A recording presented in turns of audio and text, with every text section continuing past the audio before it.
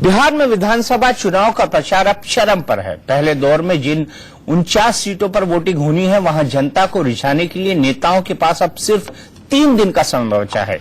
सभी पार्टियां अपने अपने चुनावी वादों का पुलिंदा जनता के सामने खोल चुकी हैं। बिहार की जनता चुनावी वादों और नारों की पड़ताल कर रही है और इसी पड़ताल के आधार पर थोड़ा बहुत अंदाजा लगाया जा सकता है कि जनता अब की बार बिहार में किसकी सरकार देखना चाहती है। इंडिया न्यूज ने बिहार की जनता का मूड टटोलने के लिए लगातार सर्वे किए हैं। इंडिया न्यूज की टीम ने बिहार के सभी 38 जिलों के वोटरों, वहां सक्रिय पत्रकारों और नेताओं से रायशुमारी की है और यह समझने की कोशिश की है कि बिहार की सभी 243 विधानसभा सीटों पर जनता का रुझान किस ओर है। बिहार के वोटरों और राजनीतिक विश्लेषकों की राय पर आधारित ये सबसे बड़ा सर्वे है, जिसके जरिए इंडिया न्यूज आपको बिहार के एक एक जिले का चुनावी मूड बताएगा और बड़े पैनल के साथ इस सर्वे के नतीजों पर बड़ी बहस भी होगी।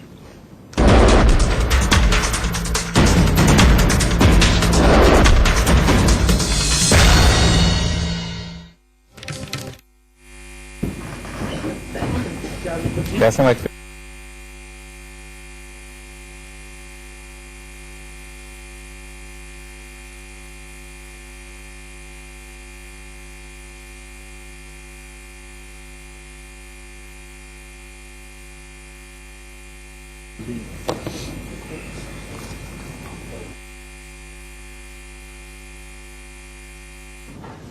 तो आइए बात करते हैं पहले चरण की। पहले चरण में कुल 10 जिले हैं। 12 तारीख को यहां पर वोटिंग होनी है और अगर पहले जिले की बात की जाए तो पहला जिला है नवादा। इस नवादा में जिले में 5 सीटें हैं।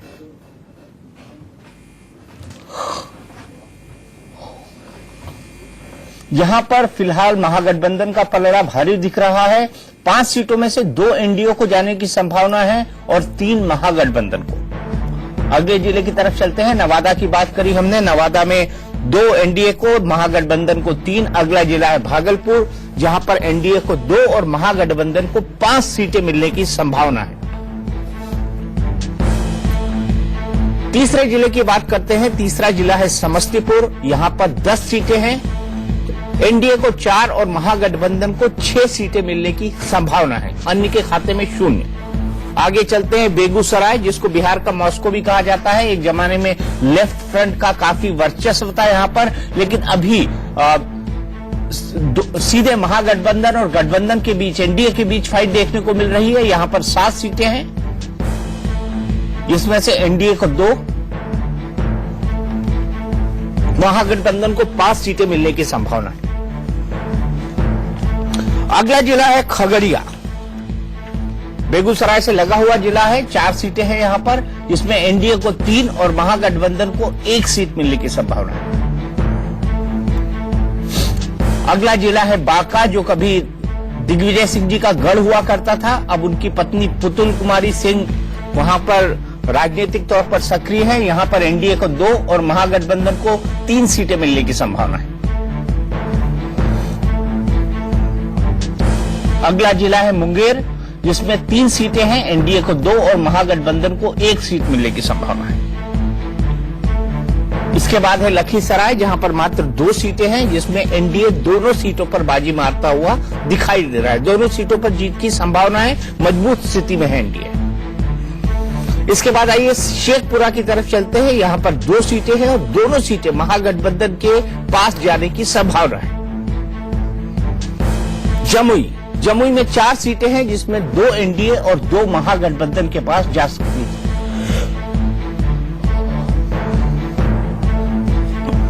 तो आइए देखते हैं 49 सीटें क्या कहती है पहले चरण की। पहले चरण की 49 सीटों में 21 एनडीए को मिलती हुई दिखाई दे रही है और महागठबंधन को 28। ये संभावना है, ये कोई नतीजे नहीं, ये संभावना है। 21 और 28, 21 मिल रही है एनडीए को और 28 मिल रही है महागठबंधन को।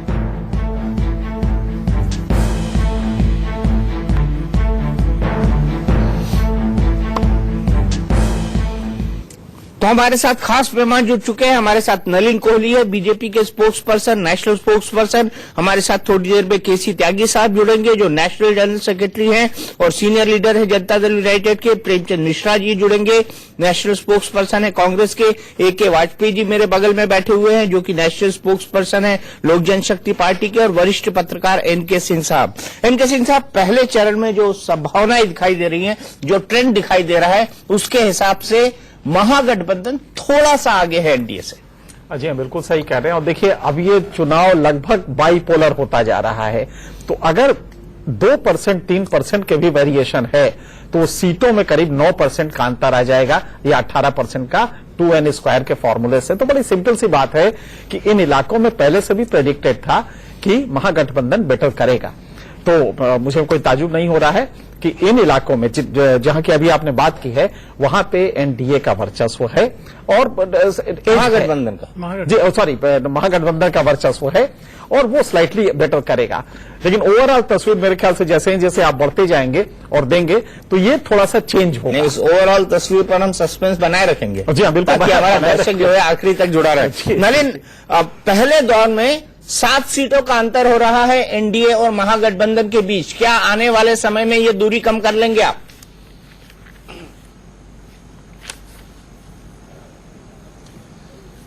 दो बातें। पहली बात तो एन.के. सिंह जी जैसे बता रहे थे कि ये प्रिलिमिनरी है और उसमें 2% स्विंग बाइपोलर में बहुत बड़ा हो जाता है, और ये मूड इंडिकेटर्स है। अभी भी चुनाव कुछ दिन दूर है। इसका अंततः क्या परिणाम निकलेगा हमें वेट तो करना पड़ेगा, लेकिन स्वाभाविक है कि हम अपनी तरफ बढ़ेंगे और प्रयास तो यही करेंगे कि हम लोग आगे बढ़े। ऐसा भी नहीं हो कि हम सिर्फ दूरी ही मिटाते रहें। दूसरा विषय यह है कि जिस प्रकार से अगर कैंपेन को देखें तो कहीं ना कहीं मुझे जो दिखता है, जो अलग अलग विश्लेषक अलग अलग चैनलों पे पिछले 1-1.5 महीने से जो बोल रहे हैं, फोकस जो है एनडीए की तरफ एक पॉजिटिव रूप में बढ़ता जा रहा है। शुरू में शायद 2 महीने पहले ऐसा लगता था कि महागठबंधन की एक स्वीप होने की संभावना है, क्योंकि स्वाभाविक है एनडीए के सीट्स भी बाद में डिक्लेयर हुए। एनडीए ने बाद में बात की कि हमारे गठबंधन में कितने सीट्स डिस्ट्रीब्यूट होंगे। लेकिन अगर आप पिछले 10-15 दिनों को देखेंगे तो अलग अलग चैनल पे निष्पक्ष रूप से जो डिबेट्स कर रहे हैं, बात ज्यादा दिखती है कि एनडीए जो है ज्यादा भारी दिखती हुई। तो मैं मानता हूं हमारा प्रदर्शन अच्छा रहेगा। नलिन, जो सबसे बड़ी बात है वो ये है कि अगर बिहार की ट्रेडिशनल वोटिंग को देखी जाए तो बिहार में जो ट्रेडिशनल वोट पड़ते हैं वो जाति के आधार पर पड़ते हैं। अगर जातिगत समीकरणों के हिसाब से देखा जाए तो महागठबंधन, जिसमें जेडीयू, आरजेडी, कांग्रेस जैसी पॉलिटिकल पार्टी शामिल है, ये उस इक्वेशन के हिसाब से वोट परसेंटेज में कहीं आगे निकलते हैं। अगर आप लोकसभा का वोट परसेंटेज जेडीयू और आरजेडी का जोड़ दें तो वो एनडीए से कहीं आगे दिखाई पड़ता है। क्या ऐसे में आपको लगता है कि आप कास्ट का बैरियर वहां तोड़ पाएंगे?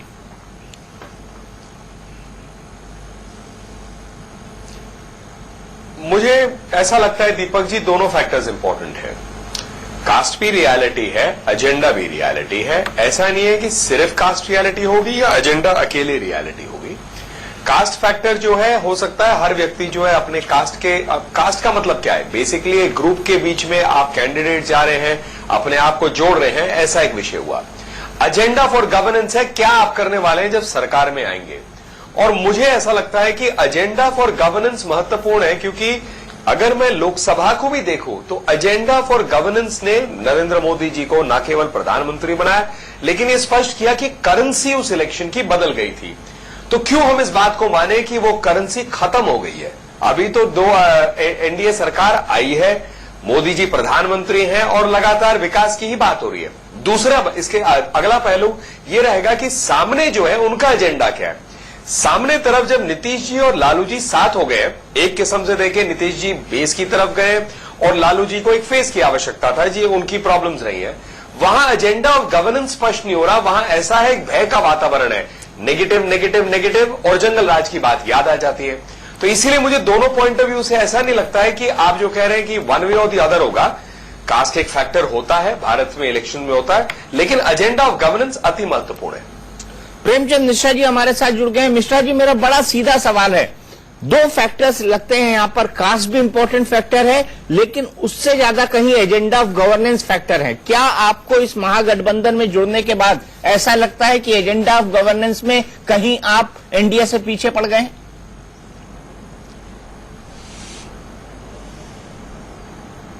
बिल्कुल नहीं। नीतीश कुमार के गवर्नमेंट का एक मूल जो सबसे बड़ा मंत्र रहा है वो गुड गवर्नेंस ही रहा है, और इसका स्वाद बीजेपी ने भी 7.5 वर्षों तक सरकार में रह के चखा है। और बीजेपी के ही नेता इन्हीं विशेषताओं के चलते नीतीश कुमार जी को विकास पुरुष कहा करते थे, पीएम मटेरियल बोला करते थे। तो क्या गवर्नेंस नहीं था? या ये जो ये सरकार से हटने के बाद, जब से इनको सरकार से हटाया नीतीश कुमार ने, तब से इन्हें तमाम तरह की कठिनाइयां, बुराइयां नीतीश कुमार के लीडरशिप में नजर आने लगी। लेकिन बीजेपी को यह नहीं भूलना चाहिए कि बिहार में इन लोगों ने नीतीश कुमार की अगुवाई में काफी दिनों तक काम किया है। नीतीश कुमार ही इनके चेहरे थे। तो क्या कोई व्यक्ति 1 साल 2 साल में बीजेपी से अलग हटने पर इतना बुरा हो गया कि भारतीय जनता पार्टी को अब गवर्नेंस पर क्वेश्चन उठाना पड़ रहा है? नीतीश कुमार का 2 ही प्लस पॉइंट है। नीतीश कुमार का अपना व्यक्तित्व, नीतीश कुमार का फेस वैल्यू और गुड गवर्नेंस जो बिहार ने चखा है।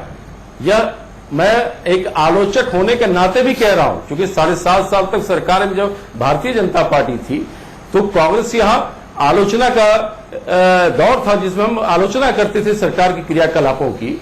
लेकिन रोड के मामले में, इलेक्ट्रिसिटी मामले में, लॉ एंड ऑर्डर के मामले में और गवर्नेंस के मामले में, ये 4 ऐसे इशू हैं जिस पर कोई अंधा भी कहेगा बिहार में कि नीतीश कुमार ने अच्छे काम किए हैं। अब भारतीय जनता पार्टी को चूंकि जो मलाई खा रहे थे सत्ता में बैठ के वो बंद हो गया, तो एकाएक इनको गवर्नेंस पर सवाल उठा रहे हैं। आप किस गवर्नेंस की बात कर रहे हैं? क्या गुजरात में कौन सा गवर्नेंस दे दिया जहां हर तीसरा बच्चा कुपोषण का शिकार है? मध्य प्रदेश में कौन सा शासन आपने दिया है? आपने कौन सा शासन छत्तीसगढ़ में दे दिया है? चावल घोटाला से लेकर व्यापम घोटाले सबने देखा, लाखों नौजवानों का भविष्य बर्बाद कर दिया। ये गवर्नेंस है क्या? तो किसको गवर्नेंस कहते हैं? मैं समझता हूं इस तरह की बातों का बिहार में कोई इंपैक्ट नहीं पड़ने जा रहा है। और जो परिस्थितियां बिहार में हैं, सर्वे आप लोग करते हैं, उस पर हम प्रश्न नहीं उठा रहे, वो आपका अधिकार है, करिए, दिखाइए। लेकिन ग्राउंड रियलिटीज बिहार की डिफरेंट है, सोशल इक्वेशन डिफरेंट है, लोगों की सोच अलग है। यहां पिछड़े गरीब तबके, दलित वर्ग के लोग में एक जागृति फिर से आई है कि नहीं, कहीं ना कहीं भारतीय जनता पार्टी हमारे अधिकारों पर कटौती तो नहीं करने जा रही है। प्रेमचंद मिश्रा जी, पहले दौर में महागठबंधन की बढ़त है जो इस पर काम करेगा। आप क्रिटिक मत बनिए इसके। पहले दौर में महागठबंधन को बढ़त है, मैं ये भी बता दूं आपको, शायद आप देर से जुड़े हो। हर दौर में रहेगी, मैं बता रहा हूं। मैं 8 मिनट लेट से आया हूं, मुझे पता नहीं आपने क्या कहा, इसलिए मैं अपनी जो भावना है वो मैंने बताया। चलिए आगे आपकी भावना और सुनेंगे। वाजपेयी जी, आप मानते हैं कि 7.5 साल जब बीजेपी के साथ नीतीश कुमार का शासन रहा वो एक वर्ल्ड क्लास शासन था? देखिए, शासन की जहां तक सवाल है, नीतीश जी का शासन बिहार की जनता अच्छी तरह देख रही है। बीजेपी जरूर साथ में थी, बीजेपी के पास कई इंपॉर्टेंट पोर्टफोलियो भी थे, लेकिन उसके बावजूद ये भी सर्वविदित है कि राज्यों में मुख्यमंत्री का वन मैन शो चला करता है। उसके बावजूद जनता ने देखा है, ये कह रहे हैं कि बिजली पहुंच गई, बिजली अभी भी पूरे गांव में नहीं पहुंची है, सिर्फ खंबे पहुंचे हैं। कल ही एक चैनल पे दिखाया जा रहा था कि पटना में भी बिजली की कमी होती है, वहां भी जनरेटर से दुकानों को काम चलाना पड़ता है। तो सुशासन किस लिए? अभी मिश्रा जी ने ठीक कहा कि क्रिटिसाइज करते थे और सड़कों की कुछ बात की है या थोड़ी सी बात डेवलपमेंट की है, लेकिन मैं एक बात पूछना चाहता हूं कि क्या बिहार में कोई इंडस्ट्री लग पाई पिछले 10 साल के शासन में या लालू जी के शासन में? क्या बिहार में कोई कॉलेज का अपग्रेडेशन हुआ? क्या बिहार का यूथ जो पलायन करता है क्या वो रुका? ये सवाल इस बात का है कि डेवलपमेंट कैसे होगा? डेवलपमेंट होगा एम्प्लॉयमेंट से, डेवलपमेंट होगा किसानों की फसल का सही मूल्य से। जी, मैं अपनी बात जरा सी कह लूं, उसके बाद आप पूछ सकते हैं। तो मैं ये कह रहा था कि किसानों का डेवलपमेंट कैसे होगा, रोजगार कहां से आएंगे, रोजगार के लिए क्या माहौल बना, क्या लॉ एंड ऑर्डर सिचुएशन ऐसी बने कि बाहर का इंडस्ट्री आए, क्या कोई इंडस्ट्रियल बैकवर्ड जोन बनाए गए? अभी मोदी जी ने अनाउंस किया है 26 जिलों को बैकवर्ड करके उसको डेवलपमेंट की वहां पे सारे कंसेशंस मिलेंगे। तो ये सवाल का जवाब आपको देना चाहिए। ये नहीं करना चाहिए कि जातिवाद पे चले जाए कि मंडल पे। अब हमारे भागवत जी ने क्या कहा, जबकि वो स्पेसिफाई किया है कि बीजेपी इसके रिजर्वेशन के लिए कमिटेड है, जो स्थिति है यथा संभव वैसी ही रहेगी। तो जातिवाद का मुद्दे से बिहार का यूथ का या बिहार की जनता को कोई लेना देना अब नहीं होगा। और हमारा मानना यह है कि इस वक्त जो चुनाव के रिजल्ट आएंगे या जो वोट पड़ेंगे वो पड़ेंगे डेवलपमेंट के इश्यू पर। चलिए डेवलपमेंट के इश्यू पर चलेंगे। केसी त्यागी जी हमारे साथ जुड़ गए हैं। त्यागी जी, अभी तक हमने 10 जिलों की बात की है, 10 जिले पहले चरण के, जिसमें 28 सीटें महागठबंधन को मिलती हुई प्रतीत हो रही है अगर आज वोटिंग होती है, और 21 सीटें एनडीए को। इन नंबर्स के आधार पर बताइए कि पहले चरण में आपको क्या लगता है, किस तरह के हालात हैं इन तमाम राज्यों में, चाहे वो शेखपुरा हो, चाहे वो जमुई हो, चाहे वो बेगूसराय हो, चाहे वो नवादा हो, चाहे वो समस्तीपुर हो, किन फैक्टर से आपको महागठबंधन आगे दिखाई दे रहा है?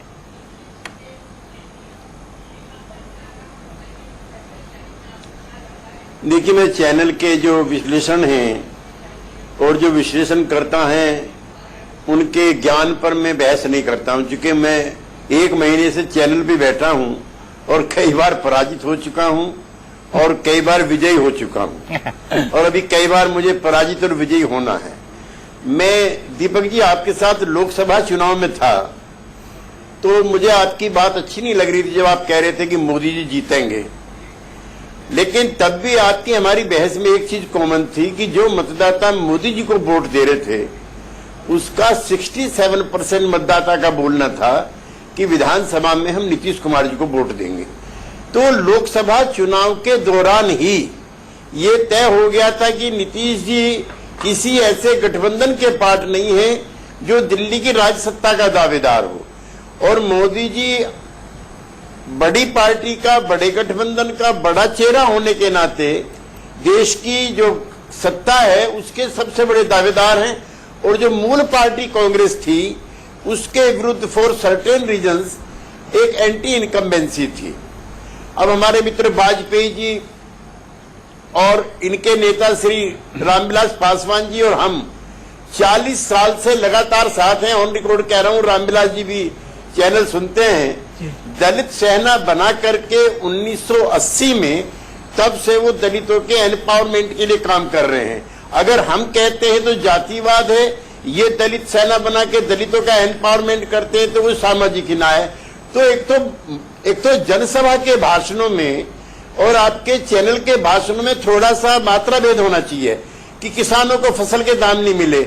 आपकी जानकारी के लिए वाजपेयी जी, लागत मूल्य आयोग दिल्ली में बना हुआ है और खरीफ की फसल के लिए, रबी की फसल के लिए वो दाम तय करता है कि राज्यों के लिए, पूरे देश के लिए रेम्युनेटिव प्राइस क्या होंगे। और आप जिस गठबंधन के हिस्सा हैं उसकी गठबंधन के हिस्से की जो बड़ी पार्टी है भाजपा, उसने कहा था कि हम मिनिमम सपोर्ट प्राइस के साथ 50% देंगे। मैं आपसे पूछना चाहता हूं कि क्या आपकी जानकारी है कि 3.5% ही दाम बढ़े हैं? क्या आपकी जानकारी है कि आपके नेता रामविलास पासवान जी का सर्कुलर जो मेरे सामने है उसमें राज्यों को थ्रेट किया है कि अगर किसी ने भी 300 रुपए पर क्विंटल का बोनस दिया, मैं राज्यसभा में उठा चुका हूं इसलिए आपसे कह रहा हूं, तो हम राज्यों से खरीद नहीं करेंगे एफसीआई के जरिए। छत्तीसगढ़ और बिहार 2 राज्यों थे जिन्होंने अपने किसानों को 300 रुपए क्विंटल के हिसाब से दाम दिए। तो ये जनसभा नहीं है, यहाँ आपको हाथ का जवाब देना होता है, हाथ का जवाब लेना होता है। और दूसरा, दीपक जी, विरोध का, मैं अटल बिहारी वाजपेयी जी के साथ हमने 20 साल काम किया है। हम कहने लगे कि बेकार नेता थे, तो ये हमारे उसके भी खिलाफ है, वसूलों के भी। भारत की राजनीति में जो मेरे नेता थे चौधरी चरण सिंह, डॉक्टर लोहिया, कर्पूरी ठाकुर, उनके बाद हम अपने पुरखों में अटल बिहारी वाजपेयी को शामिल करते हैं। हमने, आपने, इवन बीजेपी के मित्रों ने, रामविलास जी ने, सबने काम किया है। 65,000 किलोमीटर 10 साल में दीपक सड़क बनी है, 65,000।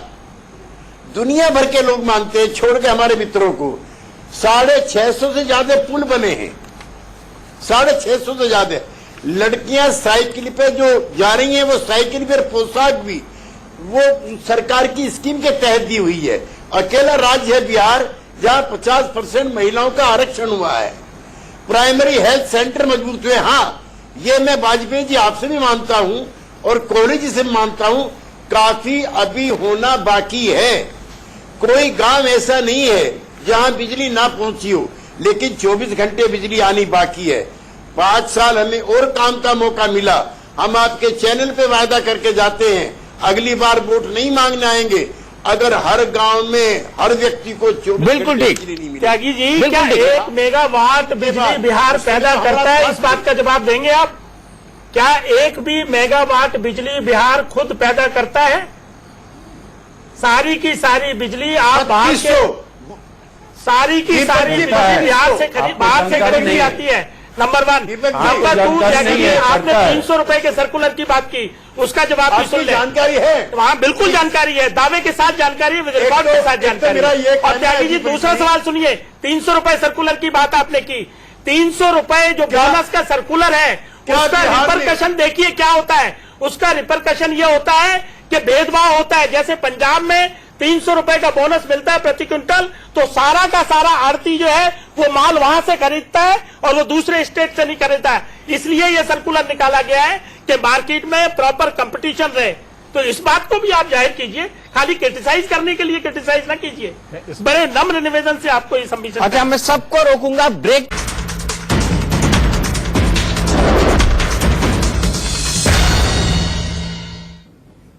तो हमने बताया कि पहले चरण में कुल 49 सीटें हैं, जिसमें से 21 एनडीए के खाते में जाने की संभावना है, वहीं 28 की महागठबंधन के खाते में जाने की संभावना है। अब हम बात करते हैं दूसरे चरण की, जिसमें 6 जिले हैं। पहले जिले की बात करी जाए तो पहला जिला है कैमूर। कैमूर में 4 सीटें हैं, जिसमें एनडीए के पास 1 और महागठबंधन के पास 3 सीटें जाने की संभावना है हमारे सर्वे के मुताबिक। अगला जिला है रोहतास, जहां पर 7 सीटें हैं, 2 एनडीए के खाते में जाने की संभावना है और 5 महागठबंधन को जा सकती हैं, अन्य के खाते में 0। यानी द्विकोणीय मुकाबला है।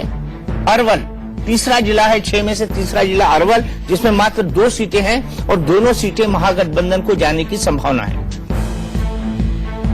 अगला जिला है जहानाबाद, जिसमें 3 सीटें हैं, एनडीए के खाते में 1 और महागठबंधन के खाते में 2 सीटें जाने की संभावना है। औरंगाबाद में 6 सीटें हैं, जिसमें एनडीए के खाते में 4 और महागठबंधन के खाते में 1, लेकिन 1 अन्य को जाने की संभावना है। गया राजनीतिक दृष्टि से बेहद महत्वपूर्ण, 10 सीटें हैं यहां पर, एनडीए के खाते में 4 और महागठबंधन के खाते में 6 सीटें जाने की संभावना है। तो दूसरे चरण में है कुल 32 सीटें। 32 सीटें दूसरे चरण में हैं, जिसमें एनडीए के खाते में जाने की संभावना है 12 सीटें और महागठबंधन के खाते में 19 सीटें।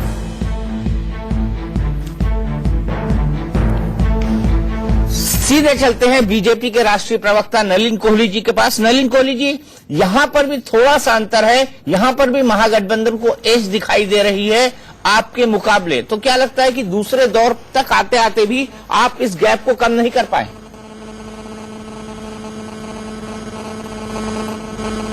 नहीं, ऐसा नहीं होगा। इसको अगर सत्य के आधार पे अगर इसका विश्लेषण करना है तो इसके कई रूप होंगे देखने के लिए।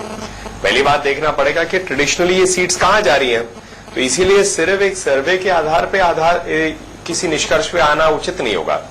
कैंडिडेट कौन है, पिछली बार कौन जीते, क्या है उसकी आउटकम, ये सब देखना पड़ेगा थोड़ा सा। लेकिन मैं थोड़ा सा राजनीतिक चर्चा पे वापस लौटना चाहूंगा। मुझे लगता है इस चर्चा में 2-3 बातें आई। प्रेमचंद जी ने भी रखा, फिर बाद में हमारे बड़े भाई त्यागी जी ने भी इस बात की तरफ संकेत किया, जो विकास की बात आ रही थी। ये जरूर है कि हम लोग साझे रूप से साथ रहे हैं। एनडीए में नीतीश जी, भाजपा, जेडीयू, भाजपा की एक सरकार रही 10 साल। सरकार क्यों आई? क्योंकि सरकार आई थी क्योंकि लालू प्रसाद जी के उससे पूर्व 15 साल के, जिसे जंगल राज कहा जाता है, उसको हटाने के लिए प्रयास किए गए थे। सबने मिलकर उस मॉडल को हटाया। उसके बाद विकास का एक लहर चला। तो विकास के लहर में स्पष्ट है कि जेडीयू भी उसका क्रेडिट लेगा, भाजपा भी लेगी। अब आगे जब चुनाव बढ़ रहे हैं तो साथियों की बात बहुत महत्वपूर्ण हो जाती है। तो नीतीश जी यदि अपने आप को विकास के रूप में देखते हैं और जेडीयू उस बात को आगे रखता है, तो इस बात से बचना बड़ा मुश्किल और कठिन है कि कैसे लालू प्रसाद यादव जी को आप विकास के मॉडल के रूप में देखेंगे। क्योंकि लालू जी का इतिहास जो है जंगल राज है, उसका मतलब कानून व्यवस्था खराब होना, चारा घोटाला याद आएगा, और हर चीज जो विकास नहीं हुई थी और जो एनडीए को स्टार्ट करना पड़ा, कि अगर सड़कों की आज त्यागी जी बात करेंगे तो ये, या बिजली की बात करना पड़ेगा, तो याद रखना पड़ेगा ऐसे ऐसे गांव थे जहां 15 साल बिजली पहुंची ही नहीं थी। तो क्या उस मॉडल को वापस लाने के लिए एक प्रश्न नहीं उठेगा? और यही साथी की बात जो है बहुत महत्वपूर्ण हो जाती है। और ये मुझे लगता है कठिनाई जो है जेडीयू बच नहीं सकता। अब आ जाते हैं कांग्रेस के पॉइंट ऑफ व्यू से। कांग्रेस लगातार कह रहा है कि हमने तो जेडीयू का भी हमने एक रूप से क्रिटिसिज्म किया था, कहा था कि भाई ये तो भाजपा के साथ है, विरोध करते रहे। लेकिन अगर विरोध कर रहे थे तो उसका मतलब है जो काम हो रहा था उसके विरोध में थे। इससे पूर्व जो काम नहीं हुआ तो आज उसके पक्ष में है क्या? तो मुझे लगता है ये चुनाव जो है, मैंने पहले भी कहा, इसका एजेंडा बहुत महत्वपूर्ण है और उस एजेंडा को कौन आगे बढ़ाएगा वो उतना ही महत्वपूर्ण है। तो ये जो बाइपोलर आपको लग गया, ये दो मॉडल है, विचारधारा एक तरफ, दूसरी तरफ जो है आप जो कास्ट फैक्टर ये सब कहते हैं, ये तो समय बताएगा। लेकिन मैं मानता हूं एजेंडा ऑफ गवर्नेंस बहुत महत्वपूर्ण है। लालू जी का जो भार है, वजन है, वो मुझे लगता है विकास मॉडल उनके पड़ने में नीचे खींचता है। अच्छा, ठीक है, में ऐसी कोई दिक्कत नहीं मानी मैंने आपकी बात। और त्यागी जी, इसीलिए मैं मानता हूं कि इस बाइपोलर कॉन्टेस्ट में एनडीए आगे निकल जाएगी। त्यागी जी, यहां पर बड़ा सवाल यह है कि क्या लालू जी इस गठबंधन के लिए एक बर्डन है, जो बार बार साबित करने की कोशिश कर रहे हैं, चाहे वो प्रधानमंत्री हो चाहे बीजेपी के कोई नेता हो?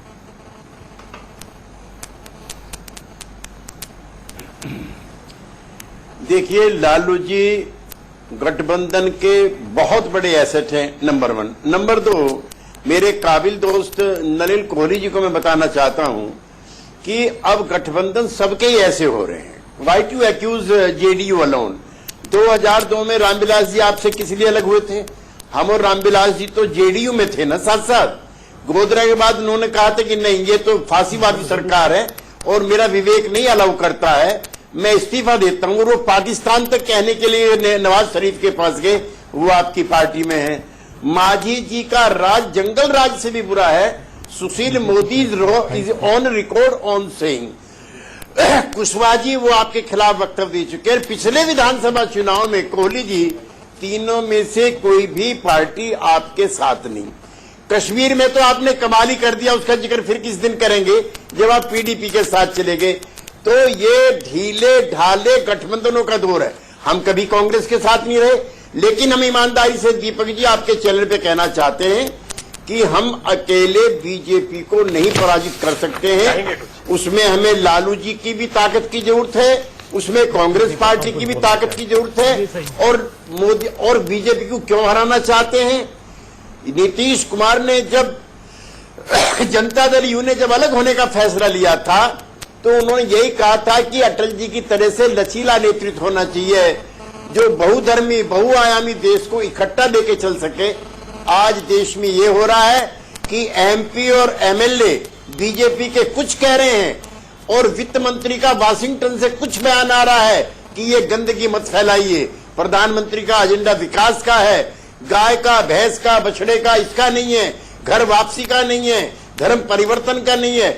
तो इन अंतर विरोधों का हमें पता था। बिल्कुल, हमने अटल आडवाणी जी के नेतृत्व में बड़े कंफर्टेबल तरीके से काम किया। We have no regret for that. लेकिन नया नेतृत्व कैसा होगा उसकी हमने पहले ही शर्त लगाई थी कि नहीं, मोदी जी के नेतृत्व में हम नहीं काम कर सकते। और 10 जून को 2013 को जब आडवाणी जी ने पार्टी से इस्तीफा दे दिया तो जो हमारा बचा कुचा लगाव भी गठबंधन के साथ था वो समाप्त हो गया। हम थे नॉन कांग्रेस मूवमेंट के साथ, लेकिन जिस दिन मोदी जी आ गए प्रधानमंत्री बनकर के, हमारा नॉन कांग्रेसिज्म सदा के लिए समाप्त हो गया। बिल्कुल ठीक, मैंने आपकी बात मानी। प्रेमचंद मिश्रा जी, यहाँ मैं आपको जोड़ना चाहूंगा। बड़ा सवाल यहाँ पर यह है कि देश की सबसे पुरानी पार्टी, 125 साल पुरानी पार्टी, बिहार जैसे राज्य में सी टीम होकर रह गई है जेडीयू और आरजेडी की। ऐसा क्यों हुआ?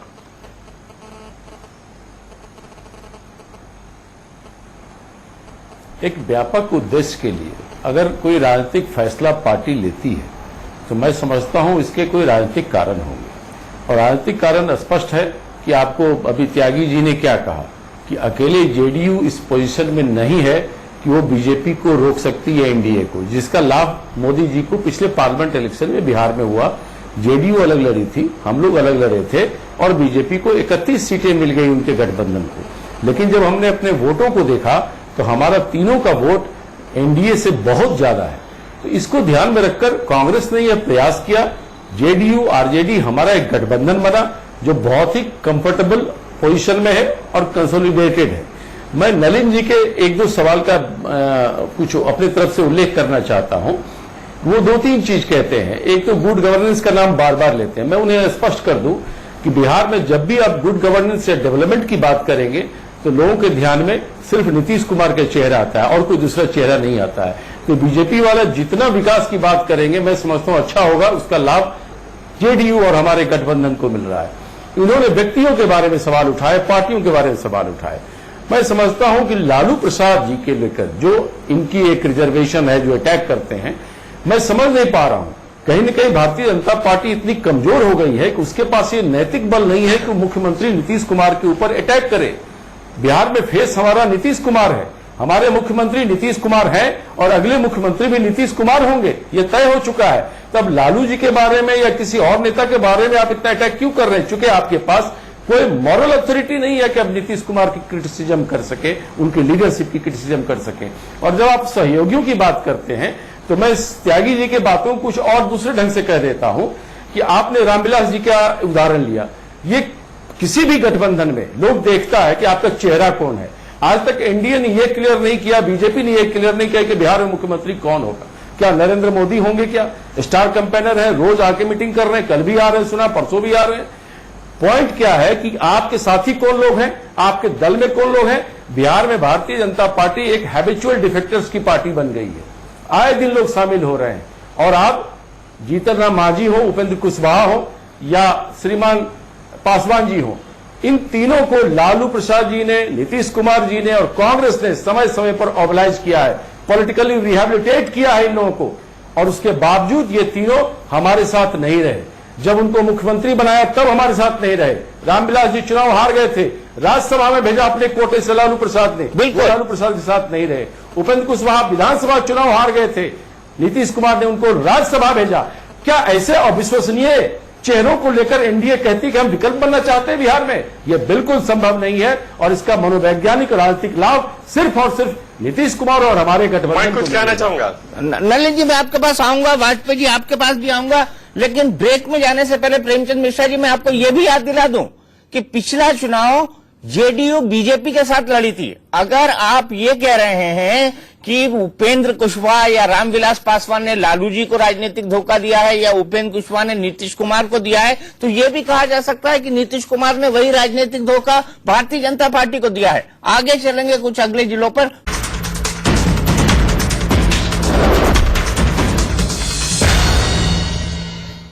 तो हमने आपको अभी तक दो चरणों की बात करी। दो चरण में पहला फेज 49 सीट्स का है, जिसमें 21 एनडीए को जाने की संभावना है, 28 महागठबंधन को, और दूसरा फेज 32 सीटों का है, जिसमें 12 एनडीए को जाने की संभावना है और 19 महागठबंधन को। ये अभी तक का इक्वेशन। लेकिन तीसरा फेज क्या एनडीए के फेवर में जाएगा? आइए देखते हैं। तीसरे फेज के अंदर कुल जिले हैं 6। पहला जिला है सारण, जिसमें एनडीए को 5 और महागठबंधन को 5 सीटें मिलने की संभावना है, यानी मामला बराबरी पे। दूसरा जिला है वैशाली, जिसमें 8 सीटें हैं, एनडीए 3, महागठबंधन 5। अगला जिला है नालंदा, जहां पर 7 सीटें हैं, एनडीए के खाते में 2 और महागठबंधन के खाते में 5 सीटें जाने की संभावना है। अगला है पटना, बेहद महत्वपूर्ण, बिहार की राजधानी है, 14 सीटें, तीसरे चरण में चुनाव होने हैं। यहां पर एनडीए को एज है, 9 सीटें एनडीए को मिल सकती हैं, अर्बन इलाका है, महागठबंधन को 5। भोजपुर कुल 7 सीटें हैं, एनडीए को 6 और महागठबंधन को 1। इसके बाद बक्सर 4 सीटें हैं, एनडीए को 3 और महागठबंधन को 1। तो तीसरे चरण में कुल कितनी सीटें हैं? तीसरे चरण में कुल 50 सीटें हैं, जिसमें एनडीए को 28 और महागठबंधन को 22। यहां पर एनडीए का पलड़ा महागठबंधन से भारी हो गया है।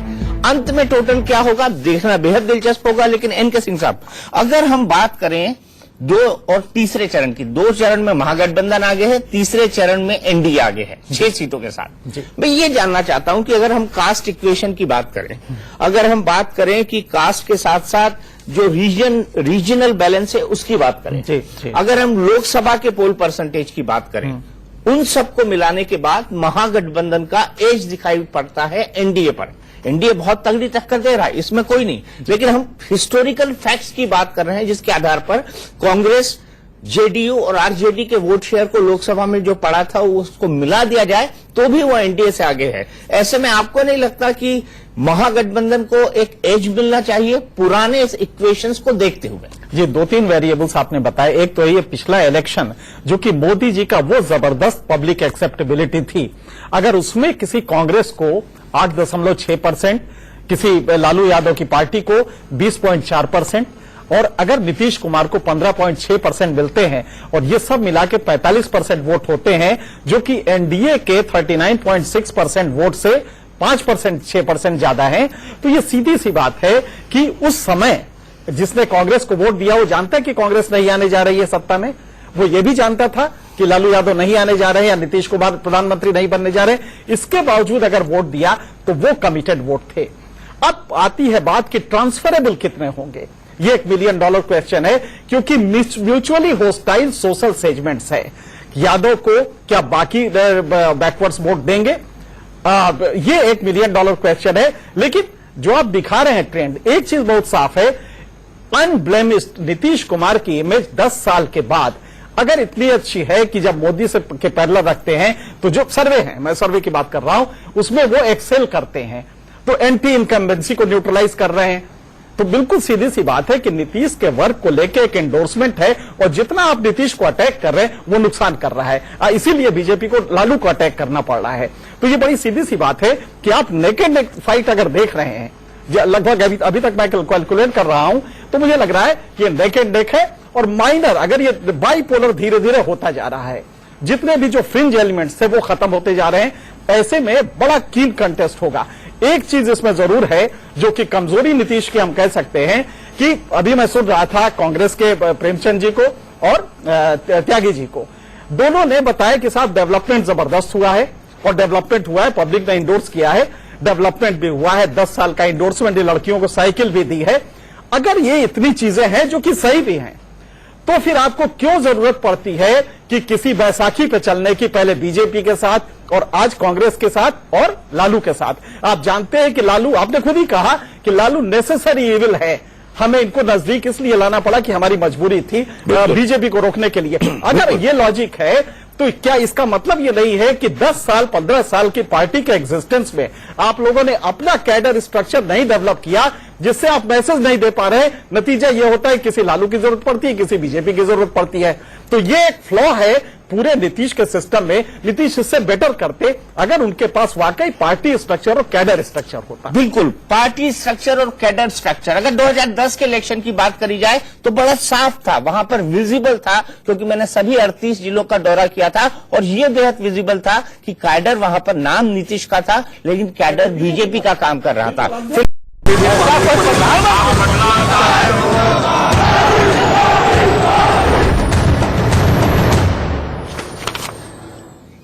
तो किस्सा कुर्सी का सीएम कौन? जी हम बात कर रहे हैं बिहार की, क्योंकि बिहार के चुनाव ऐसे हैं जिस पर सिर्फ एक राज्य की नहीं पूरे देश की निगाहें लगी हुई हैं।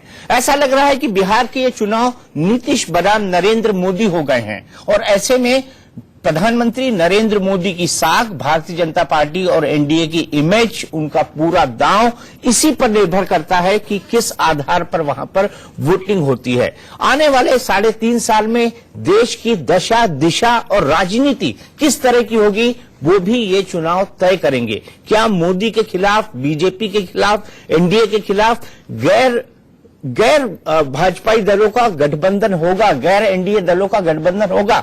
और ये गठबंधन होगा तो जो महागठबंधन हुआ है उसका फॉर्मूला क्या सक्सेसफुल हो पाएगा? इस पर सबकी निगाहें लगी होंगी। अभी तक हम आपको 8 से 9 के बीच 3 चरणों के बारे में बता चुके हैं। पहला चरण जिसमें कुल 49 सीटें हैं, आइए हम आपको दिखाते हैं ग्राफिक्स के जरिए।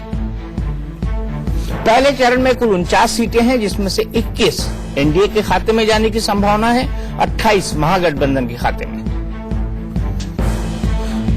दूसरा चरण आइए देख लेते हैं। दूसरे चरण के अंदर 32 सीटें हैं, जिसमें एनडीए के खाते में 12 और महागठबंधन के खाते में 19 और एक अन्य के खाते में जाने की संभावना है। तीसरा चरण कुल 50 सीटें हैं, एनडीए के खाते में 28 और महागठबंधन के खाते में 22 सीटें जाने की 22 सीटें जाने की संभावना है।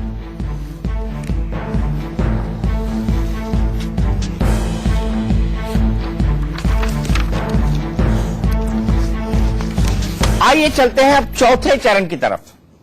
चौथा चरण क्या कहता है? चौथा चरण जिसके अंदर कुल सीटें हैं, मैं आपको एक कैलकुलेशन करके बता देता हूं। चौथे चरण के अंदर कुल 7 जिले हैं। पहला जिला है पश्चिमी चंपारण, जिसमें 9 सीटें हैं, जिसमें से 3 एनडीए के खाते में जाने की संभावना है, 4 महागठबंधन के खाते में जाने की संभावना है और 2 अन्य को मिलने वाली है। अन्य में वहां पर एक सेक्युलर गठबंधन है, जिसमें समाजवादी पार्टी, एनसीपी और बाकी छोटे छोटे दल हैं। इसके बाद अगर हम पूर्वी चंपारण की तरफ आ जाएं तो वहां पर 12 सीटें हैं, 8 एनडीए को जाने की संभावना है और 4 महागठबंधन को जाने की संभावना है। शिवहर ये जिला है जहां पर सिर्फ 1 सीट है, एनडीए के खाते में 1 सीट जाएगी और महागठबंधन के खाते में कोई सीट नहीं।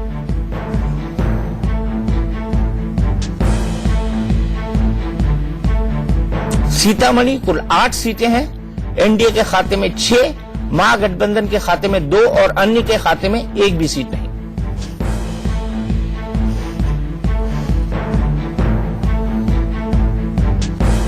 मुजफ्फरपुर 11 सीटें हैं, 6 एनडीए के खाते में और 5 महागठबंधन के खाते में।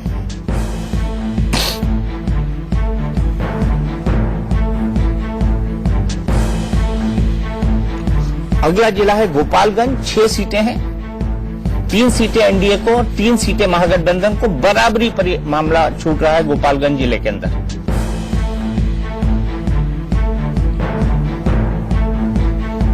अगला जिला है सीवान, कुल 8 सीटें हैं, एनडीए के खाते में 3, महागठबंधन के खाते में 4 और 1 अन्य के खाते में जाने की संभावना है।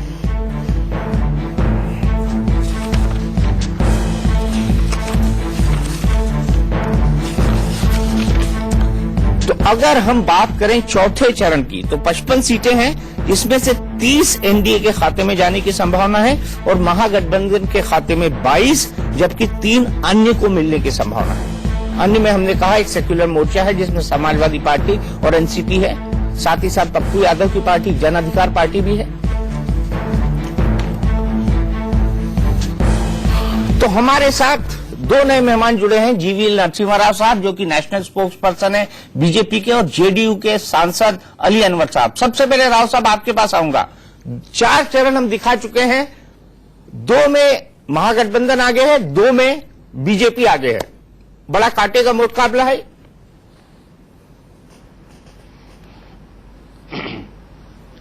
दीपक जी, जो पार्टी का हमारा जो अनुमान है और जो कई सर्वेज जो लगातार हम देख रहे हैं, भारतीय जनता पार्टी और हमारे गठबंधन की एक बहुत ही बड़ी लीड होगी। ये कोई कम से कम हम 2/3 बहुमत तक पहुंचेंगे, ये भरोसा आप पार्टी में है। क्योंकि आप हाल में आए जितने भी सर्वेस को देखिए, सबके सब बीजेपी एनडीए को बढ़त बता रहे हैं। और हमारे जो इंटरनल सर्वेज हैं, जो सबसे ज्यादा बड़े सैंपल के हैं, हमें भरोसा देते हैं कि हम अच्छे बहुमत के साथ ये चुनाव जीतेंगे। ये आप जो बता रहे हैं 2 हिस्सों में या 2 फेजेस में हमारे लिए बढ़त है, 2 फेजेस में लिए उनके लिए बढ़त है, हम ऐसा नहीं देख रहे हैं। हमारी जो फीडबैक है उसके आधार पर मैं यह कह रहा हूं, एक मूड बन चुका है पूरे बिहार में। एक मौका भारतीय जनता पार्टी को और एनडीए को देना है और प्रधानमंत्री मोदी जी के राह पर चलना है। विकास की रास्ते पर चलना है, ये मूड बन चुका है। ऐसा कोई तबका नहीं जिसमें हमें अच्छी समर्थन नहीं मिल रही हो। तो इसलिए हमें इस प्रकार की हमें नतीजे इस प्रकार हमें नहीं दिख रहे हैं। हमें लगता है एक तरफा होंगे, सभी फेजेस में हमारी बढ़त होगी, हम लगभग 2/3 बहुमत जीतेंगे, ये हमारी अपनी भरोसा है। बट आपकी सर्वे पर विश्लेषण जैसा मैं डिटेल देखता रहूंगा, मैं इस पर टिप्पणी करूंगा। नरसिम्हा राव साहब, थोड़ी सीटें तो महागठबंधन के लिए छोड़ दीजिए, 2/3 तो आप खुद ही ले जा रहे हैं।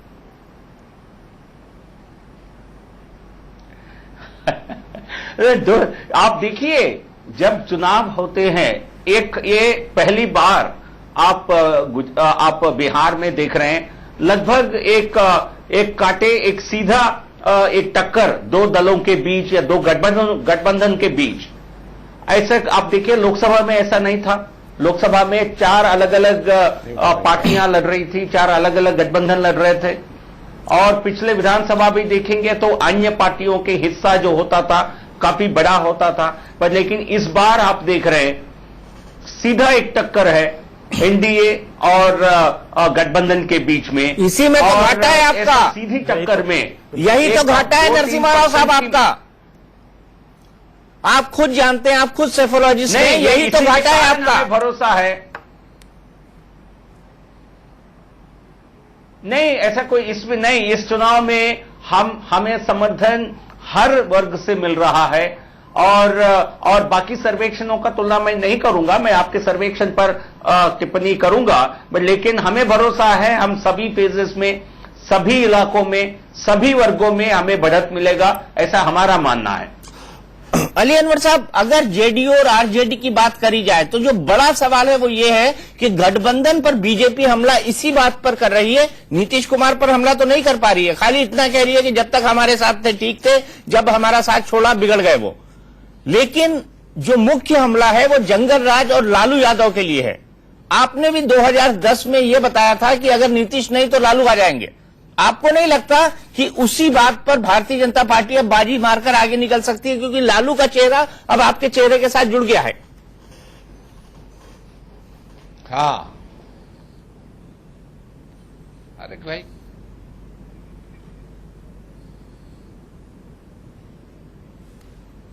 लगता है अली अनवर जी से संपर्क नहीं हो पा रहा है। एनके सिंह साहब, यहां मैं आपके पास आना चाहूंगा। जितने भी अटैक देखे आप, चाहे वो प्रधानमंत्री जी का हो, चाहे सुशील मोदी जी का हो, चाहे अमित शाह का हो, वो लालू पर ज्यादा कंसंट्रेट करता है। जी बिल्कुल सही, ये उनकी रणनीति भी है जी। तो आपको नहीं लगता कि जिस जंगल राज का, जिस लालू राज का डर 2010 में नीतीश कुमार दिखा रहे थे, वही उनके लिए कहीं काउंटर प्रोडक्टिव ना हो जाए? हाँ बिल्कुल सही है, ये हो रहा है। मल्टीप्लायर इफेक्ट जो होना चाहिए वो लालू के आने से नहीं हो रहा है। और नीतीश का जो पूरा इमेज है, जो डेवलपमेंट को लेके एक पॉजिटिव परसेप्शन है, वो कहीं थोड़ा बहुत न्यूट्रलाइज हो रहा है। और खास करके लालू जी में मैं समझता हूं कि एक पोटेंशियल है अपने को हराने की। वो कई बार ऐसी ऐसी चीजें कर देते हैं, जैसे अभी हाल में आपने देखा जो गाय को लेके इशू था, उसको उनको कहने का कहीं कोई जरूरत नहीं था। तो कई बार वो खुद ऐसी चीजें करते हैं जिससे पोलराइज होता है। लेकिन एक बात साफ है कि लालू का अभी भी वोट कमिटेड है और वो शिफ्ट होगा 100% नीतीश को, जबकि नीतीश के वोटर उसी रफ्तार से लालू में शिफ्ट नहीं होते हैं, क्योंकि वो थोड़ा सा कैप्रिशियस है और सोशल डिवाइड्स भी हैं। लेकिन ये प्लस पॉइंट जो नीतीश को सबसे बड़ा होगा, लालू के वोटर्स शिफ्ट करेंगे, क्योंकि उनको पावर का टेस्ट मिलेगा। वो साफ देख रहे हैं कि अगर ये जीतते हैं तो यादवों को पावर का एक बार फिर से टेस्ट मिलेगा, तो लिहाजा वो ट्रांसफर अपने वोट तो कर देंगे। लेकिन यही नीतीश के वोटर जो है वो कितना ट्रांसफर करेंगे, ये देखने की चीज होगी आने वाले दिनों में। एक चीज और भी होगी कि ये पूरे क्रम में आपने जो अभी दिखाया, 110 सीटें ऐसी हैं बिहार में जहां की यादव सब्सटेंशियल नंबर में है, और इसमें से करीब 35-40 ऐसी हैं जहां पे वो डिसाइडिंग सिचुएशन में है। तो सबसे बड़ी बात है कि लालू का अगर ये वोट ट्रांसफर हो रहा है, आज आप जो दिखा रहे हैं, क्या वजह है कि महागठबंधन अभी भी फाइट में जबरदस्त तरीके से है। 10 साल के रूल के बाद अगर वो फाइट में, और वो भी नरेंद्र मोदी और पूरा का पूरा बीजेपी का कैडर लगा हुआ है, तो उसके पीछे एक ही कारण है कि नीतीश की इमेज, और दूसरा लालू का जो कमिटेड कैडर वोट है वो ट्रांसफर नीतीश को हो रहा है, जिसकी वजह से जो रिफ्लेक्ट कर रहा है आपके सर्वे में। अली अनवर साहब, आप हमसे जुड़ गए हैं। मैंने पहले यह सवाल पूछा कि लालू का आपके साथ होना कहीं आपके लिए नुकसानदेह तो नहीं साबित हो जाएगा? क्योंकि 2010 में इसी लालू के चेहरे को दिखा के, इसी जंगल राज का डर दिखा के आपने चुनाव जीते थे बीजेपी के साथ मिलकर।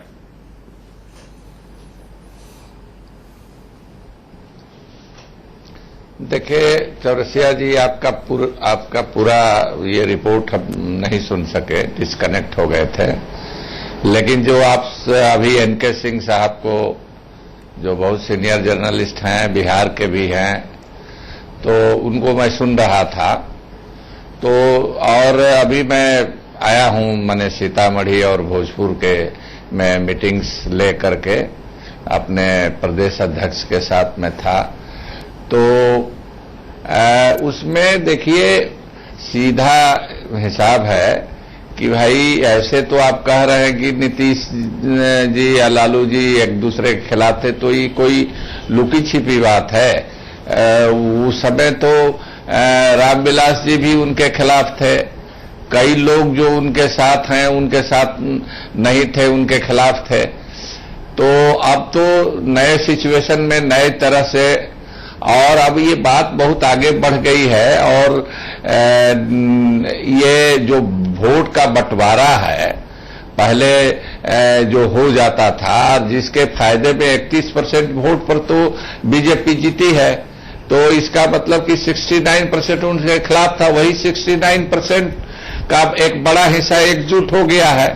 और वो देख रहे हैं, हम लोग आज 2 मीटिंग में थे, सीतामढ़ी में ही 2 मीटिंग को मैं कहूं तो और बिल्कुल अगल बगल मैंने 10 डेग के फासले पर दोनों बीजेपी की और हम लोगों की मीटिंग चल रही थी। उधर मैंने संख्या के एतबार से मैंने दुगना से ज्यादा इधर लोग थे, और जो जोश खरोश था वो इधर ज्यादा था महागठबंधन में। और उधर ऐसे एक जनरल जो होता है, लोग बैठ करके उनकी बात सुन रहे थे। तो इससे लगता है, और भी मैं कई जिलों में गया हूं, बेगूसराय में मैं गया हूं, रोहतास में, कैमूर में, बक्सर में, हर जगह हम लोग देख रहे हैं महागठबंधन, चूंकि कांग्रेस है, आरजेडी है, जेडीयू है, तो एक बहुत बड़ी ताकत बन गई है। इसलिए इलाकों की आप बात कर रहे हैं, वहां तो हम लोगों ने सर्वे में भी यही दिखाया कि आपकी बढ़त, और ये मल्टीप्लाई करेगा। जी बिल्कुल, बिल्कुल मल्टीप्लाई करेगा। लेकिन जैसा एनके सिंह साहब ने कहा, ये तमाम वो इलाके हैं जिसमें हम पहले से कह रहे हैं कि महागठबंधन आगे चल रहा है। फिलहाल हम आपको बता दें, 5 चरणों के चुनाव हैं, 4 के रिजल्ट हम आपको दिखा चुके हैं, संभावित रिजल्ट हम आपको दिखा चुके हैं। 2 में एनडीए आगे चल रहा है, संभावना है 2 में एनडीए आगे चले, और संभावना है 2 में महागठबंधन आगे चले। 5वां फेज किसके फेवर में जाएगा, यही सबसे महत्वपूर्ण होगा, बताएंगे।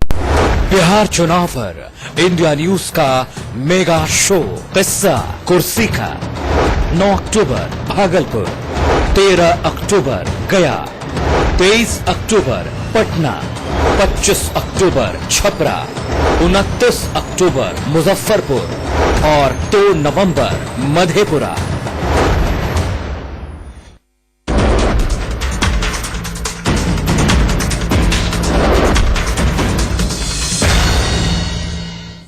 तो अभी तक हमने 4 चरणों की बात की है। एक बार फिर से देख लेते हैं रिकैप में कि इन 4 चरणों में किस गठबंधन को कितने सीट मिल रही, एनडीए को कितनी और महागठबंधन को कितनी। पहले फेज की हम बात करें, कुल 49 सीटें हैं, 21 सीटें एनडीए को, 28 सीटें महागठबंधन को। दूसरे चरण की अगर हम बात करें, कुल 32 सीटें हैं, एनडीए को 12 सीटें, महागठबंधन को 19 सीटें और अन्य के खाते में 1 सीट। बात करते हैं तीसरे चरण की, कुल 50 सीटें हैं, 28 एनडीए के खाते में और महागठबंधन के खाते में 22 सीटें। यहां पर एनडीए आगे निकलता है। चौथा चरण, कुल 55 सीटें हैं, एनडीए खाते में 30, यहां पर भी एनडीए आगे है और महागठबंधन के खाते में 22 सीटें, अन्य के खाते में कुल 3 सीटें जा रही हैं।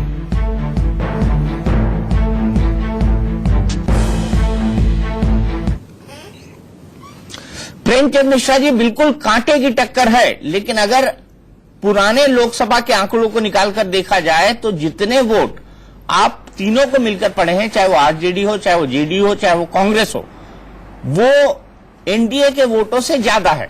अगर हम सीधे अर्थमेटिक की बात करें और उन तमाम वोटों को जोड़ दें तो यही प्रतीत होगा कि महागठबंधन काफी आगे है, लेकिन सर्वे में वो दिखाई नहीं पड़ रहा। कहां चूक रहे हैं आप?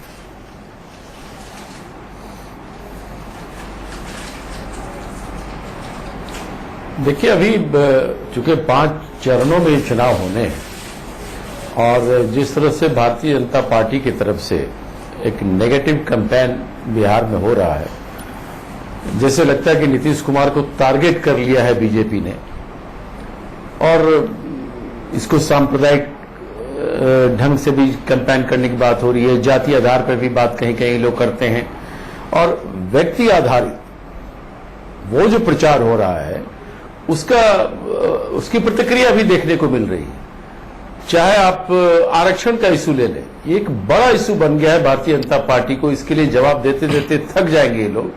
मैसेज चला गया कि आरएसएस प्रमुख ने ऐसा कहा, मतलब वो एक ब्रह्म वाक्य है, कहीं न कहीं दलितों, पिछड़ों, वंचितों के अधिकार में बीजेपी कटौती करने वाली है। तो ये एक ऐसी स्थिति बन गई है भाजपा के लिए कि जहां पर उसे बैकफुट पे ही अब रहना है। दूसरा एक बड़ा राजनीतिक कारण है कि चूंकि बीजेपी बिहार में भी चुनाव लड़ रही है तो नरेंद्र मोदी को ही सामने रख के लड़ रही है। तो नरेंद्र मोदी जी ने जो 16 महीने पहले वादे किए इस देश से, बिहार से, उस पर उन्होंने कुछ एक कदम भी आगे नहीं बढ़ाया। आज लोगों के थाली से दाल गायब हो गई है, दाल खरीदना मुश्किल हो गया। तो आखिर ये सरकार जो महंगाई के खिलाफ मैंडेट लेके आई, महंगाई बढ़ा रही है और दाल रोटी एक ऐसी सामान्य चीज है जो गरीब आदमी अपना पेट भरता है, आज वो उसके लिए रीच से बाहर हो गया। आपके तमाम वादे चले, बिहार को स्पेशल स्टेटस देने का आपने वादा किया, वो हवा हो गया। मिश्रा जी, पैकेज तो दिया है ना, कि उसी नरेंद्र पैकेज मोदी तो दिया है ना उन्होंने, किन बातों पर भरोसा किया जाए?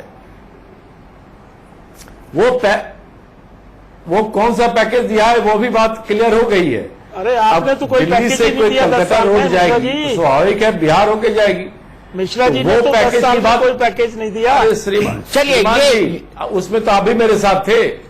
नहीं, पर देना तो आपको था, आपके चलते नहीं दिया, आप भी मेरे साथ थे उस समय। देना तो आपको था। हमने प्रधानमंत्री पैकेज राजनीति में क्या होता है, एक पैकेज इधर बैठ गया, एक देने के इधर लिए बैठ गया। हमने लालू जी के साथ रघुराम पासवान राजन तो की इसीलिए कमेटी ये बनाई। मिश्रा जी, ये राजनीतिक सुनिए, धोखेबाजी नहीं होती नहीं, है, नहीं, ये तो सुनिए, सब आप समझते हैं कि राजनीतिक दीपक जी, पॉलिटिकल एडजस्टमेंट होती है। दीपक जी बोलिए बोलिए, कंक्लूड दीपक करिए, मुझे जी। ब्रेक पे जाना है। बीजेपी ने यह घोषणा किया था कि प्रधानमंत्री नरेंद्र मोदी बनेंगे तो बिहार को स्पेशल स्टेटस देंगे। पूछिए एनके सिंह साहब से, हर मीटिंग में ये लोग बोलते थे। मैंने कभी ये नहीं कहा था कि स्पेशल स्टेटस देंगे, यह नीतीश जी का डिमांड था जिस पर कांग्रेस ने कहा था कि हम विचार करेंगे। चलिए ठीक और है, हमने मानिए कहा- आपकी बात, मानिए आपकी बात। आगे यानी अब से थोड़ी देर बाद हम पूरा पिटारा खोलेंगे, आपको ये बताएंगे कि आज तक के इतिहास में पहली बार हुआ है सर्वे जहां पर हम एक एक जिले की एक एक सीट बता रहे हैं आपको। 243 की 243 सीटें जी 186 दिखा चुके हैं, 4 चरणों में 186 दिखा चुके हैं, जिसमें 91 जा रही महागठबंधन को और 91 ही जा रही है भाजपा एंड क्या दिलचस्प मैच है। 2020 का मैच भी ऐसा नहीं होता जहां पर टाई हो जाए। 91 सीटें दोनों को चौथे चरण तक। 5वें चरण में क्या होगा, किस तरफ जाएगा ये पूरा मामला, ब्रेक के।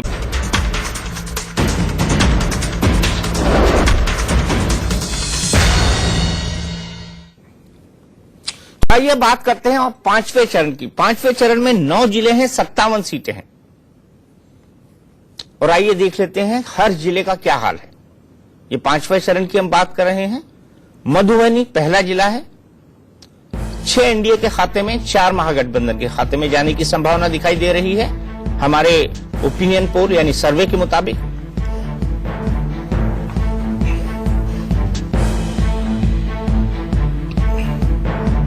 अगला जिला है सुपौल, कुल 5 सीटें हैं, एनडीए के खाते में 3 और महागठबंधन के खाते में 2। अगला जिला है अररिया। अररिया में क्या हालात है देखते हैं। 3 एनडीए के खाते में, 2 महागठबंधन के खाते में और 1 अन्य के खाते में दिखाई दे रही है।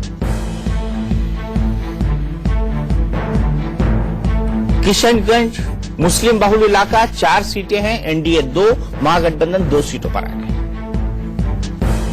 इसके बाद पूर्णिया, राजनीतिक दृष्टि से बेहद महत्वपूर्ण बिहार की एक कॉन्स्टिट्यूएंसी, एनडीए के 5 और महागठबंधन की 2। इसके बाद आते हैं कटिहार पर। 7 सीटें हैं कुल, एनडीए को 5 और महागठबंधन को 2। इसके बाद आइए चलते हैं मधेपुरा की तरफ। मधेपुरा में 3 एनडीए को, महागठबंधन को 1। अगला जिला है सहरसा।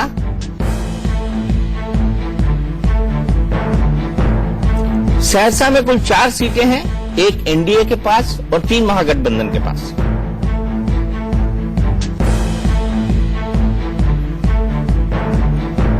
अगला जिला है दरभंगा, जिसमें 4 एनडीए के पास और 6 महागठबंधन के पास।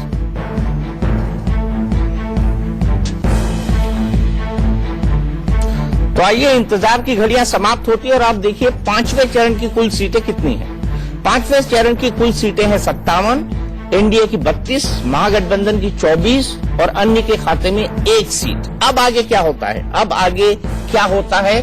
5वें चरण का रुझान क्या कहता है? 5 चरणों की संभावनाएं क्या कहती हैं? आइए सीधे पहले वो देखते हैं ग्राफिक्स के जरिए। कुल 243 सीटें हैं। ये देखिए किसकी सरकार बन रही है। 1, 2, 3 और आ गया। एनडीए की 123, महागठबंधन की 115, अन्य की 5। यानी बहुमत से सिर्फ 1 ज्यादा एनडीए के पास। टच एंड गो वाली स्थिति होगी। महागठबंधन की 115, अन्य की 5। तो एनडीए को मेजोरिटी मिलती दिखाई दे रही है, लेकिन सिर्फ 1 सीट से। आप समझ सकते हैं कि यह कितना कांटे भरा मुकाबला होने वाला है महागठबंधन और एनडीए के बीच। 123 एनडीए, 115 महागठबंधन और 5 अन्य। आइए सीधे चलते हैं बहस पे। अली अनवर साहब ने कहा कि एक निगेटिव कैंपेन चल रहा है नीतीश कुमार के लिए। नरसिम्हा साहब, याद दिलाना चाहूंगा कि ऐसा ही निगेटिव कैंपेन अरविंद केजरीवाल के खिलाफ चला था। प्रधानमंत्री ने सीधे हमले किए थे उन पर। यहां वो नीतीश कुमार पर कर रहे हैं। तो कहीं ऐसा तो नहीं होगा कि इस कैंपेन का बूमेरंग बोलते हैं ना, कि आपने एक हथियार मारा और वो वापस आके आपको लगा, वो तो नहीं हो जाएगा ये?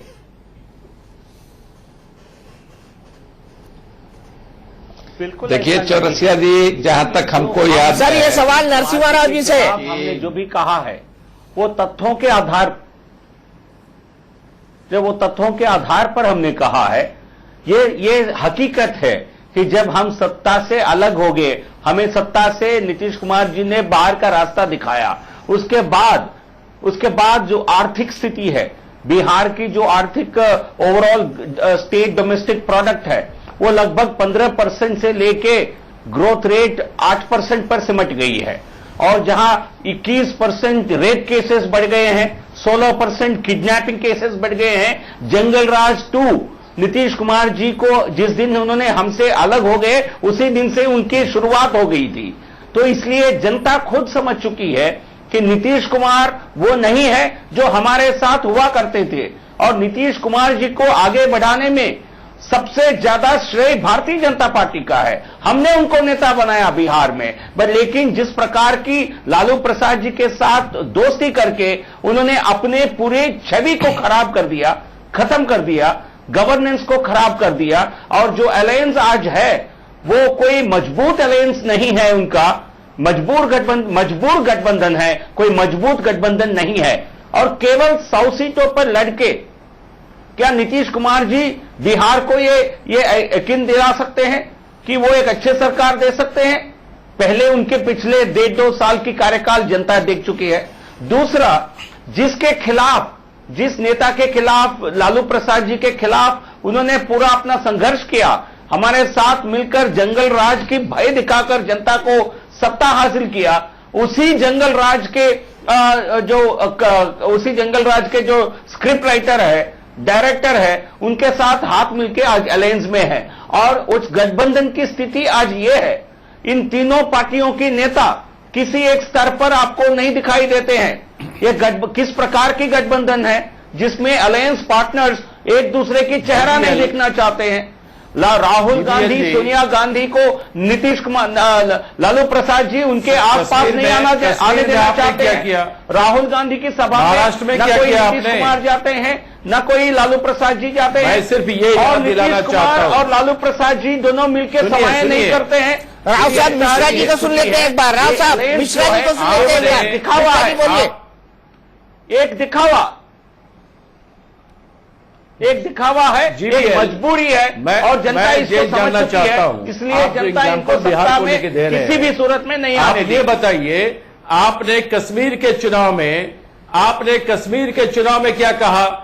बाप बेटी की सरकार, हमारा महाराष्ट्र कोई में क्या कहा? प्रिफरेंस हफ्ता नहीं वसूल था। पार्टी, और आपने उन्हीं लोगों के साथ सरकार चलाया। कंपैरिजन वैलिड नहीं है। नहीं, हमारा सुनिए, कोई सुनिए। अलायंस नहीं था PDP आपके के साथ। कथनी और करनी में कितना चुनाव फर्क है? के पहले हमारा आप कोई देश की alliance जनता नहीं को था। उल्लू समझना आप छोड़ दीजिए।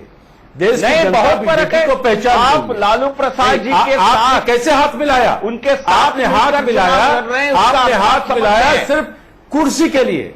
आपने अवसरवादी राजनीति नहीं, की है। बिल्कुल नहीं। चुनाव आप से सत्ता पहले के लिए, हमारी आप किसी सत्ता प्रकार के लिए की- कहीं भी जा किसी सकते हो, प्रकार की समझौता किसी से भी नहीं हाथ थी। मिला सकते हो। वो क्या पीडीपी क्या आपको कोई मोरल राइट है? You have any moral right आपने ऑन सत्ता टॉप शेयर मोरल किया था। Ethics in politics? आप इस तरह की बात नहीं कर सकते हैं। मिश्रा जी मोरल राइट आप आपने बिहार में भी उन लोगों के साथ मिलाया है जो हैबिचुअल डिफेक्टर्स लोकसभा के हैं। चुनाव में दीपक जी, मिश्रा जी, कोई विश्वसनीयता नहीं देश है। की जनता ने आपको क्या इस तरह से वोट होगा? बाहर किया है। आपका क्या भूल विजन गए क्या है? आप? तो What आप is your vision for दिखाएंगे बिहार? जनता को या राजनीतिक दलों को, किस लिए आपने लोकसभा में कांग्रेस अरे को बात किया? एलजेपी जनाब, आप अपनी बात एलजेपी रखिए करप्शन कि कांग्रेस को लोकसभा के चुनाव में एलजेपी ना करे। देश की जनता ने किस लिए बाहर किया है? सिर्फ एलजेपी इसलिए बात कि करती है जितने बड़े ममता घोटाले बनर्जी आप के लोगों ने किए उसकी वजह से, और एलजेपी जिनका साथ आप बैठे एलजेपी हुए एक ऐसी पार्टी है कन्विक्टेड जहां लीडर है लालू अपराधियों के प्रसाद। लिए एक लालू सबसे प्रसाद सुरक्षित जगह है। दोषी न्यायालय आप एलजेपी हो डिक्लेयर पार्टी हो किए गए कैसी बात कर रहे हैं? और चारा कांड में एलजेपी और इन्वॉल्व है। बीजेपी तो जब भ्रष्टाचार पॉलिटिकल और अपराधीकरण पर बात न करे तो बेहतर है। निकलने वाला है। अवसरवादी राजनीति, भ्रष्टाचार और करप्शन, आप भ्रष्टाचार की बात कर रहे हैं। नीतीश कुमार जी जी के एक कंधे पर भ्रष्ट कांग्रेस है मिश्रा और जी, दूसरे आपको बात कंधे सिखाएंगे पर क्या? अपराधी लालू प्रसाद यादव है। नीतीश कुमार के ऊपर ये दोनों का बोझ है और नीतीश कुमार खुद अपनी कुल्हाड़ी पर, अपने पैर पर कुल्हाड़ी मारे हैं। अच्छा ठीक है, अली अनवर जी, खत्म हो चुकी अली अनवर जी, ऑब्जेक्शन बीजेपी है। की पूरी मेरा रणनीति serious एक मिनट नरसिम्हा राव साहब, एक मिनट अली अनवर साहब, मेरा बड़ा सीधा सवाल है। बीजेपी की पूरी रणनीति यूथ वोटर्स पर टिकी हुई है, फर्स्ट टाइम वोटर्स पर टिकी हुई है। उनको ये लगता है कि ये जात पात के बंधन तोड़कर विकास के नाम पर नरेंद्र मोदी को वोट दे देंगे, लेकिन आप लोगों की तैयारी यूथ वोटर्स को अट्रैक्ट करने में इतनी बड़ी दिखाई नहीं पड़ रही, ऐसा क्यों?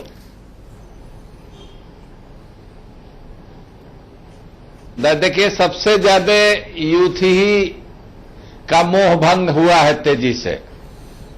इन्होंने रोजगार देने का जो लुभावना नारा दिया था, तो वो सब इनका तिलस्म टूट चुका है और हम देख रहे हैं सभाओं में। अच्छा है नरसिम्हा राव जी फील गुड में रहे, और दिल्ली में आप लोगों ने भी, मीडिया ने भी शायद ये अंदाज नहीं लगाया था कि इनकी ये दुर्गति होगी। तो लाखों की तादाद में भीड़ उमड़ रही है। उसी अरे वो एक जिला में 2 मीटिंग करके वो दिखाए।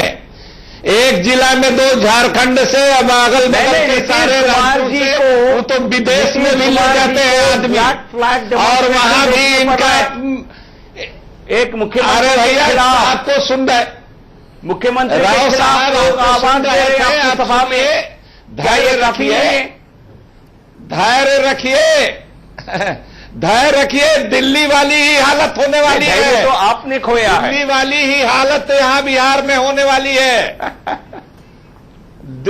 बिहार में भी दिल्ली की हालत होने वाली है। आपका सब पोल खुल चुका है। नहीं, आप इसी के सहारे आप चुनाव लड़ सकते हैं। महाराष्ट्र गलत प्रेमी के चंदा वसूल रहे हैं। माइक पे ही, आप कुछ जोड़ना अली अनवर साहब, मैं सिर्फ आपसे एक सवाल पूछना चाहता हूँ। अली अनवर साहब, आप इतने सीनियर लीडर हैं, आप परफॉर्मेंस बेस पे चुनाव में क्यों नहीं आते? परफॉर्मेंस की बात क्यों नहीं करते हैं? 10 साल से आप शासन में हैं, 15 साल लालू जी आपके शासन में रहे, आप परफॉर्मेंस बेस पे क्यों नहीं चुनाव लड़ते हैं? मोदी जी के 15 महीनों की तरफ क्यों जाते हैं? आप ये बताइए ना कि आपने ये काम किए हैं। बिहार की जनता के लिए इतने उद्योग धंधे लगाए, बिहार की जनता के लिए इतने शौचालय गांव-गांव में बनाए, बिहार के इतने कॉलेज खुलवाए, बिहार में इतनी यूनिवर्सिटी खुलवाए। अली अनवर साहब, परफॉर्मेंस की बात कीजिए। सत्ता में आप रहे हैं, मोदी जी तो अभी आए हैं, 15 महीने हुए हैं, उनको 5 साल के बाद हिसाब देना है। देश की बात न करिए, बिहार का चुनाव है, बिहार के चुनाव की बात करिए। और मोदी जी ने जो कहा है, जो वादे किए हैं बिहार के लिए, वो वादे पूरे करके दिखाए हैं। और विजन डॉक्यूमेंट में बड़ा क्लियर लिखा है कि आगे क्या क्या करेंगे। चलिए, मैं आप सबको रोकता हूँ, मेरे पास सिर्फ थोड़ा सा वक्त बाकी है। बिहार चुनाव पर इंडिया न्यूज का मेगा शो किस्सा कुर्सी का 9 अक्टूबर भागलपुर, 13 अक्टूबर गया, 23 अक्टूबर पटना, 25 अक्टूबर छपरा, 29 अक्टूबर मुजफ्फरपुर और 2 नवंबर मधेपुरा।